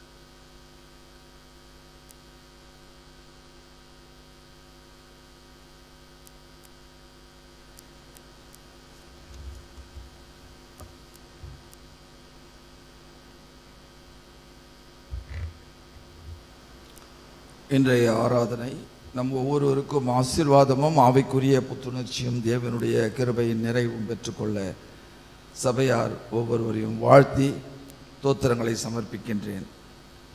இன்று மாலை 5 மணி முதல் திடப்படுத்தல் ஆராதனை நடைபெறும். நம்முடைய மரியாதைக்குரிய பேராயர் கலந்து கொண்டு நம் சபை பிள்ளைகளுக்கு திடப்படுத்தல் அளிப்பார். சபையார் அனைவரும் தவறாமல் கலந்து கொள்ளவும். இந்த பரிசுத்த ஆராதனை முடிந்தவுடன் அனைத்து திடப்படுத்தல் பிள்ளைகள் சிறிது நேரம் தங்கி செல்லவும். இந்த மாதம் விருதம்பட்டு, கழிஞ்சூர் சிற்றாலயங்களில் திருவிருந்து ஆராதனை நடைபெறாது. அந்த பகுதிகளில் திருவிருந்து எடுக்காதவர்கள் இன்று 9/8/2026 மாலை 5 மணிக்கு பேராயர் நடத்தும் திடப்படுத்தல் திருவிருந்து ஆராதனையில் பங்கு பெறும்படி அன்பாய் கேட்டுக்கொள்கின்றோம். இன்று பரிசுத்த ஆராதனையில் ஞானஸ்நானம் பெற்று நம்முடைய திருச்சபையில் அடிப்படை அங்கத்தினராக இருக்கும் ட்ரினிட்டா பிரைஸ்லின் குழந்தையையும் அவர்கள் குடும்ப உறவுகளையும் திருச்சபையின் சார்பில் வாழ்த்தி வரவேற்கின்றோம். 11/8/2026 செவ்வாய்க்கிழமை மாலை 6:30 மணிக்கு பைபிள் ஸ்டடி நடைபெறும்.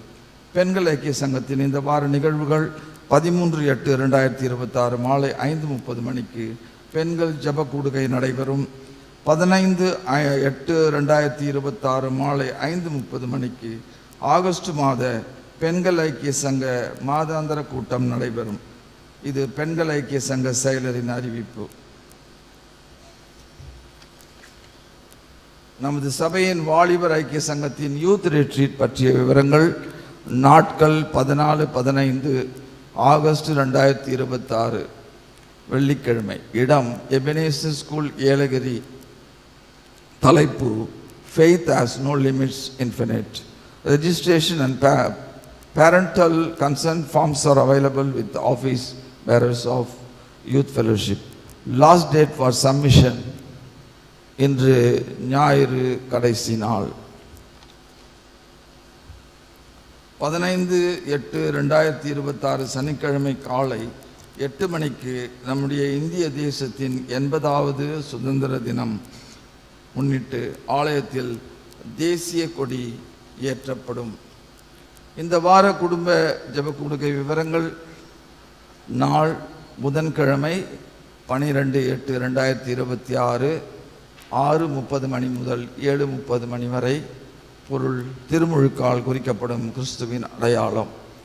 திருநகர் திருமதி மஞ்சுளா பாஸ்கர் அவர்கள் இல்லத்தில் ரெவரண்ட் டிஎஸ்சி மேனன், திரு பால் ஜெயச்சந்திரன், திரு என் கலைவாணன், திரு ஜேக்கப் பாபு அவர்கள் நடத்துவார்கள். அம்பேத்கர் தெரு கயஞ்சூர் திருமதி டாரத்தி கண்ணையா அவர்கள் இல்லத்தில் ரெவரண்ட் கம்பீரம், திருமதி பத்மினி ஆதித்தன், திருமதி குளோரி விக்டர், திருமதி மெர்சி மல்லிகா அவர்கள் நடத்துவார்கள். சர்ச் காலனி டபிள்யூ எட்வின் அவர்கள் இல்லத்தில் டாக்டர் பால்வின் நம்பிக்கிறா, திருமதி ஈவ்லின் ஸ்டார் இயேசு பாதம், திருமதி சார்லட் ஜெயச்சந்திரன், திருமதி ஸ்லோச்சனா குளோரி இமானுவேல், திரு ஜான் வெஸ்லி அவர்கள் நடத்துவார்கள். பாலுநகர் திலகராஜ் அவர்கள் இல்லத்தில் திரு எம் ராஜன், திருமதி மாத்தாள் விக்டர், திருமதி ஜெயா மாதவன், திரு சுந்தராசன், திரு பால்தாஸ், திரு ஜே சாமுவேல் அவர்கள் நடத்துவார்கள். பிள்ளையார் கோயில் தெரு விருதம்பட் திரு ரகுவரன் அவர்கள் இல்லத்தில் திரு John Thiruthuvadas, Thirumathi Jayakanthi John, Thiru V Michael, Thiru M Samson Mahadevan, Thiru S Saranraj அவர்கள் நடத்துவார்கள். அம்பேத்கர் தெரு கழிஞ்சூர் திரு ரவி அவர்கள் இல்லத்தில் Thiru K Nelson Nithyakumar, Thiru S Anand Victor Anandakumar, Thiru Robin Rajini, Thiru Edward, Thiru Jacob Joshua, Thiru Johnson Stephen அவர்கள் நடத்துவார்கள். சிவராய் தெரு விருதம்பட்டு பேராசிரியர் டி மங்கள்ராஜ், திருமதி நித்யவதி சேகர், திருமதி ரோஸ் கலாமணி இயேசு பாதம், திரு சுரேஷ் ஜெயக்குமார், திருமதி வசந்தகுமாரி அவர்கள் திருமதி சங்கீதா சுரேஷ் பாபு அவர்கள் இல்லத்தில் நடத்துவார்கள். கலைஞர் தெரு திருமதி ஷீலா ரூஃபஸ் அவர்கள் இல்லத்தில் திரு எஸ் அகஸ்டின் பால் சுதன், திருமதி சாந்தி கிளஸ்டன், திருமதி யோனால் மர்ஃபி, திரு ஜே ஜெயகரன், திருமதி ரெபேகா மரகதம் அகஸ்டின் அவர்கள் நடத்துவார்கள். இபி காலனி 2வது தெரு திருமதி சுகந்தி தேவன் அவர்கள் இல்லத்தில் திருமதி சாந்தா ஜெயக்குமார், டாக்டர் நெல்சன் விமலநாதன், திரு எஸ் ரவீந்திரகுமார், திரு சத்யா, திருமதி விமல் சத்யா, திரு பால் ஜெயக்குமார் அவர்கள் நடத்துவார்கள். வெண்மணி நகர் மோட்டூர் திரு ஆண்ட்ரூஸ் அவர்கள் இல்லத்தில் திரு ஒய் ஜான்சன், திரு ஜான் பிரேமானந்த், திரு ஜோஷ்வா ராஜகுமார், திருமதி ரேச்சல் ஜோஷ்வா, திருமதி ஜாய்ஸ் செலின் சித்ரா, திரு பால்ராஜ் அவர்கள் நடத்துவார்கள். பிஆர்ஏ நகர் திரு ராமு அவர்கள் இல்லத்தில் திருமதி தேவகுமாரி மனோகரன், திரு ஜே பிரதாபன், திரு டி அசோக் ஸ்டீஃபன், திருமதி ஆனந்தி எல்லப்பன், திரு அமலநாதன் அவர்கள் நடத்துவார்கள். Let us live in peace and glorify His name. Thanks.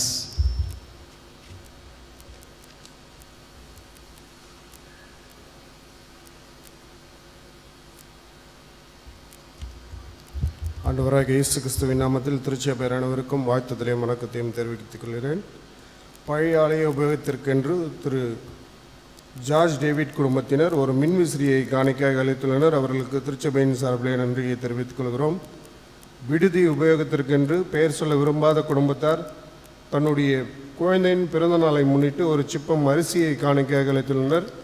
அவர்களுக்கு திருச்சபையின் சார்பிலே நன்றியை தெரிவித்துக் கொள்கிறேன்.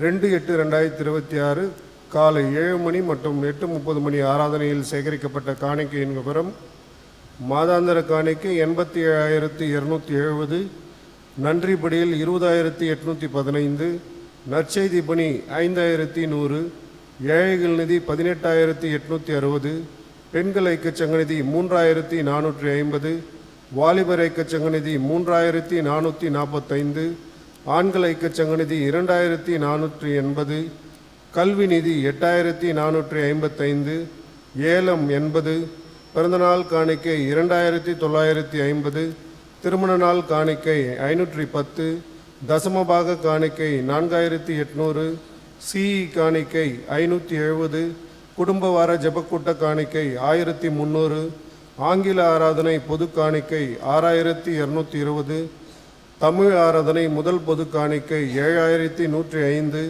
பேராயர் லெஸ்லி நுகிபின் சிற்றாலயம் விருதம்பட்டு 565, பேராயர் மகிமிருப்ப சிற்றாலயம் கழிஞ்சூர் 645, கட்டிட நிதி கவர் காணிக்கை 2,005, கல்லறை நிதி 500, பழைய ஆலய உபயோக கட்டணம் 4500, இரண்டாம் பொது காணிக்கை 27,095, ஆக மொத்தம் 2,08,720 ரூபாய்.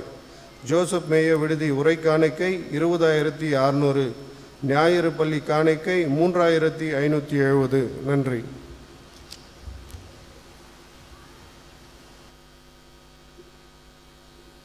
தொடர்ந்து புத்தெழுச்சி பாடலிலே 378வது பாடலை நாம் பாடுவோம். அந்த வேளையிலே 2ஆம் திருப்பணி கொடை சேகரிக்கப்படும். எந்த நாவில் புது பாட்டு.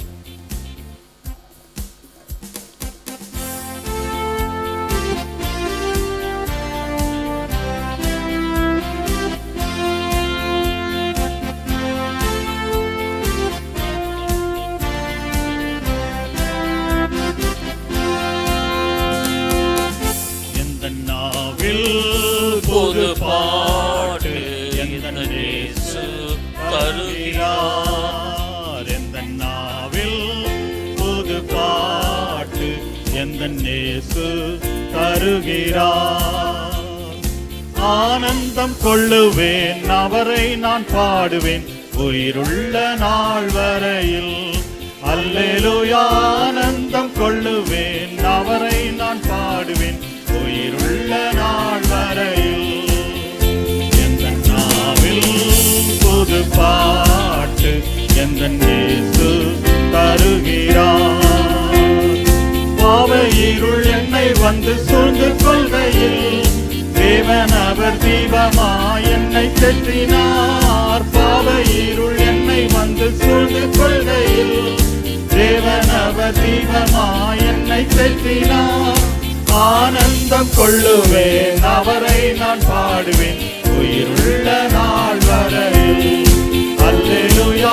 ஆனந்தம் கொள்ளுவேன் அவரை நான் பாடுவேன் உயிருள்ள நாள் வரையில். எந்த நாவில் புது பாட்டு எந்த இயேசு தருகிறார்.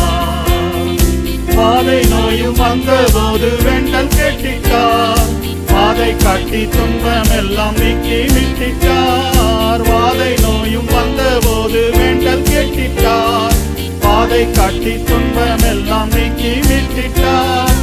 ஆனந்தம் கொள்ளுவேன் அவரை நான் பாடுவேன் உயிருள்ள நாள் வரையில்.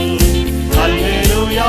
ஆனந்தம் கொள்ளுவேன் அவரை நான் பாடுவேன் உயிருள்ள நாள் வரையில். எந்த நாவில் புது பாட்டு எந்த இயேசு தருகிறார். சேற்றில் வீழ்ந்த என்னை அவர் தூக்கி எடுத்தார். நாற்றமெல்லாம் ஜீவ ரத்தம் கொண்டு மாற்றினார். சேற்றில் வீழ்ந்த என்னை அவர் தூக்கி எடுத்தார். நாற்றமெல்லாம் ஜீவ ரத்தம் கொண்டு மாற்றினார். ஆனந்தம் கொள்ளுவேன் அவரை நான் பாடுவேன் உயிருள்ள நாள் வரையில். அல்லேலூயா. ஆனந்தம் கொள்ளுவேன் அவரை நான் பாடுவேன் உயிருள்ள நாள் வரையில். எந்த நாவில் புது பாட்டு எந்த இயேசு தருகிறார். தந்தை தாயும் நண்பருற்றார் யாவுமாயினார். நிந்தை தாங்கி என்றும் அவர் மேன்மை சொல்லுவேன். தந்தை தாயும் நண்பருற்றார் யாவுமாயினார். நிந்தை தாங்கி என்றும் அவர் மேன்மை சொல்லுவேன். ஆனந்தம் கொள்ளுவேன் அவரை நான் பாடுவேன் உயிருள்ள நாள் வரையில். அல்லேலூயா. ஆனந்தம் கொள்ளுவேன் அவரை நான் பாடுவேன் உயிருள்ள நாள் வரையில். எந்த நாவில் புது பாட்டு எந்த இயேசு தருகிறார். இவ்வுலக பாடு என்னை என்ன செய்திடும். அவ்வுலக வாழ்வை காண காத்திருக்கிறேன். இவ்வுலக பாடு என்னை என்ன செய்திடும். அவ்வுலக வாழ்வை காண காத்திருக்கிறேன். ஆனந்தம் கொள்ளுவேன் அவரை நான் பாடுவேன் உயிருள்ள நாள் வரையில். அல்லேலூயா. ஆனந்தம் கொள்ளுவேன் அவரை நான் பாடுவேன் உயிருள்ள நாள் வரையில்.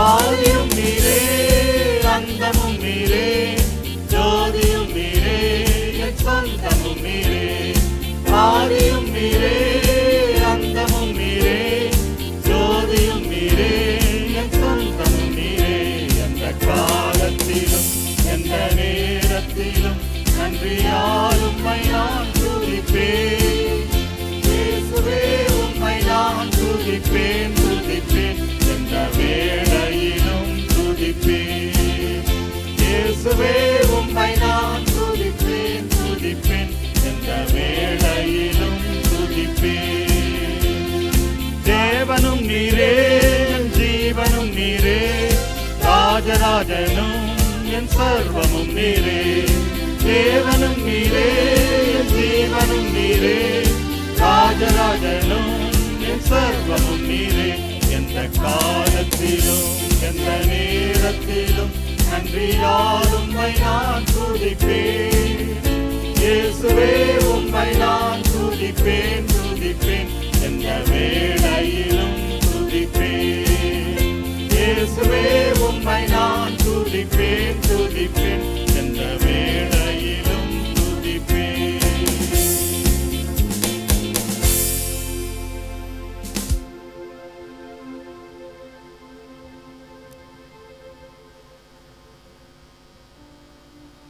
சிறப்பு காணிக்கைகளை படைத்தவர்களுடைய பெயர்களை வாசித்து நிறைவு இறைவேண்டலை நாம் ஏறெடுப்போம். நன்றி படையலாக முதல் மாத காணிக்கையை பெயரெழுதாமல் செலுத்தியிருக்கிறார்கள். மிஸ்கே சாந்தா கெட்சியால் நன்றி காணிக்கையை செலுத்தியிருக்கிறார்கள். அருண்ராஜ் சரண்ராஜ் நன்றி காணிக்கையை செலுத்தியிருக்கிறார்கள். ஆண்டவர் செய்த மற்ற நன்மைக்காக நன்றி என்று சொல்லி ஜே சாமியல் அவர்கள் காணிக்கை செலுத்தியிருக்கிறார்கள். பலவீனத்திலிருந்து உடல் சுகம் கொடுத்த கர்த்தருக்கு நன்றி என்று சொல்லி ஏ குமார் அவர்கள் காணிக்கை செலுத்தியிருக்கிறார்கள். ரேச்சல் ரேணுகா, அனிதா ஸ்ரீபா ரேச்சல் பிறந்தநாளை கண்டு காணிக்கை செலுத்தியிருக்கிறார்கள். தசமபாக காணிக்கையாக ரேவதி சாராள் அவர்கள். டி கவிதா தூதுப்படி காணிக்கை. நன்றி படையல் காணிக்கையாக அன்பு செல்வி தேவநேசன். ஸ்தோத்திர காணிக்கையாக டி சலோமி எப்சி பாய் அவர்கள். இல்ல குடும்பை காணிக்கையாக எஸ் சுந்தரராஜன் லட்சுமி. கர்த்தருக்கு ஸ்தோத்திரம் என்று சொல்லி எஸ் ஜோதிகா ஜெனிஃபர். ஜோசப்பேய மாணவர் விடுதி காணிக்கையாக டி பிரபுதாஸ் அவர்கள். இவர்களுக்காகவும் நாம் ஜெபிப்போம், ஜெபம் செய்வோம். எங்களை நேசிக்கிற அன்புள்ள ஆண்டவரே, உம்மை நன்றியோடு நாங்கள் துதிக்கிறோம், ஸ்தோத்திரிக்கிறோம். உமது பாதங்களிலே அமர்ந்திருந்து உமது சத்திய வசனத்தை கேட்கும்படியாக கர்த்தர் கிருபை செய்ததற்காக ஸ்தோத்திரம் ஏறெடுக்கிறோம். ஞானஸ்நானம் என்பது விவாதத்திற்காக அல்ல, பதிலாக ஆண்டவரை அடையாளப்படுத்துகிற காரியமாக உடன்படிக்கை செய்து கொள்ளுகிற விசேஷித்த ஒரு பரிசுத்த காரியமாக இருப்பதற்காக நன்றி செலுத்துகிறோம். ஞானஸ்நானம் பெற்ற நாங்கள் உம்மோடு கூட உடன்படிக்கை செய்திருக்கிறோம் என்பதை இந்த நாளிலே ஆயர் மூலமாக நினைவுபடுத்தியதற்காக நன்றி செலுத்துகிறோம். தெளிப்போ குளிப்போ எந்த ஞானஸ்நானம் எடுத்தாலும் நான் ஆண்டவரை ஏற்றுக்கொண்டேன், நான் பாவத்திற்கு செத்திருக்கிறேன், நீதிக்கு பிழைத்திருக்கிறேன் என்பதை எங்களுடைய உள்ளத்தில் சொல்லி உமக்கு ஸ்தோத்திரங்களை ஏறெடுக்க கர்த்தர் கிருபை செய்ய வேண்டுமா என்று ஜெபிக்கிறோம். ஆண்டவர் இந்த மாலை வேளையில் நடைபெற இருக்கிற திடப்படுத்தல் ஆராதனைக்காக நாங்கள் ஜெபிக்கிறோம். பேராயர் அவர்களுக்காக ஜெபிக்கிறோம். அவர் மூலமாக பிள்ளைகள் பெருத்த ஆசீர்வாதத்தை பெற, ஆவியின் பலனை பெற, திடப்படுத்தலே ஆண்டவரே அவர்கள் சேர்ந்து முழு அங்கத்தினராக மாற கர்த்தர் கிருபை செய்வதற்காக நன்றி செலுத்துகிறோம். அதற்காக ஆயிரம் எடுத்திருக்கிற எல்லா பிரயாசங்களையும் அவருடைய ஊழியங்களையும் தயவாயுடைய கருத்தில் கொடுக்கிறோம். நீர் அவர்களை ஆசீர்வதிக்க வேண்டுமா என்று ஜெபிக்கிறோம். எங்களுடைய செயலர் பொருளர் இந்த திடப்படுத்தல் வகுப்பிற்காகவும் மற்ற எல்லா சபை காரியங்களுக்காகவும் செய்கிற எல்லா நன்மையான காரியங்களையும் இந்த கரத்தில் வைத்து அவர்களையும் நீர் ஆசீர்வதிக்கும்படியாக உங்களுக்கு ஜெபிக்கிறோம். திருச்சபையில் இருக்கிற எல்லா மக்களையும், எல்லா குடும்பங்களையும், எல்லா பிள்ளைகளையும், சிறுவர் முதல் பெரியோர் வரை நீர் தயவாய் ஆசீர்வதித்து அனுப்ப வேண்டுமா உங்களுக்கு கெஞ்சி கேட்கிறோம். வெறுமையாக வந்து வெறுமையாக போகாதபடி ஆண்டவரை நான் அறிந்து கொண்டேன், ஞானஸ்நானம் எனக்கு பரிசுத்த காரியம், அந்த பரிசுத்த காரியத்தை நான் ஏற்றுக்கொண்டிருக்கிறேன் என்பதை மீண்டும் ஒரு முறை சொல்லி உமக்கு ஸ்தோத்திரங்களை செலுத்தி கடந்து செல்ல கர்த்தர் கிருபை செய்ய வேண்டுமா என்று ஜெபிக்கிறோம். ஆண்டவரே, நன்றி அறிதல் காணிக்கை, ஸ்தோத்திர காணிக்கை இப்படி செலுத்தியிருக்கிற ஒவ்வொரு பிள்ளைகளுக்காக, முதல் மாத சம்பளத்தை செலுத்தியிருக்கிற பிள்ளைகளுக்காக நாங்கள் ஜெபிக்கிறோம். தயவாய் நம்முடைய கரங்களில் கொடுக்கிறோம். நாங்கள் செலுத்தியிருக்கிற எல்லா காணிக்கைகளையும் நீர் ஆசீர்வதியும் அங்கீகரியும், எங்களையும் கூட நீர் ஆசீர்வதிக்கும்படியாக உம்மிடத்தில் ஜெபிக்கிறோம் சுவாமி. ஆண்டவரே, இந்த நாளிலே உம்முடைய பாதத்திலே நாங்கள் சற்று நேரம் அமர்ந்திருந்து உம்மை நோக்கி பார்க்கவும் உம்மை அறிந்து கொள்ளவும் செய்ததற்காக ஸ்தோத்திரங்கள் எடுக்கிறோம். தொடர்ந்து இந்த புதிய வாரத்திற்குள் பிரவேசிக்கிற வேளையிலே கர்த்தர் தாமே எங்களோடு இருந்து எங்களுடைய போக்கிலே, வரத்திலே, வீட்டிலே, நாங்கள் வேலை செய்கிற இடங்களிலே, நாங்கள் செல்லுகிற இடங்களிலெல்லாம் உம்மை பிரதிபலிக்கிற பிள்ளைகளாக இருக்க கர்த்தர் கிருபை செய்யலாம். ஒருபோதும் மறவாத தேவன் எங்களோடு கூட இருக்கிறீர் என்பதை நாங்கள் உணர்ந்து நாங்கள் கடந்து செல்ல கர்த்தர் எங்களுக்கு கிருபை செய்துள்ளோம். உம்முடைய கிருபைக்கும் பராமரிப்புக்கும் எங்களை முற்றிலுமாய் ஒப்படைக்கிறோம். நீர் எங்களை உம்முடைய கிருபையினாலே நிரப்பி அனுப்பும். கர்த்தராகிய இயேசு கிறிஸ்துவின் மூலமாய் ஜெபம் கேட்கிறோம் பிதாவே, ஆமேன். எழுந்து நின்று தாவீதின் மன்றாட்டை ஏறெடுப்போம்.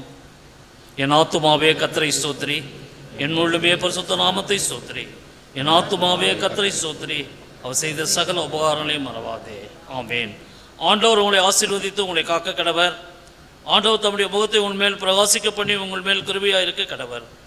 ஆண்டவர் தம்முடைய முகத்தை உன்மேல் பிரசன்னமாக்கி இப்பொழுதும் எப்பொழுதும் தேவ சமாதானத்தை கட்டளையிட கடவர். ஆமேன்.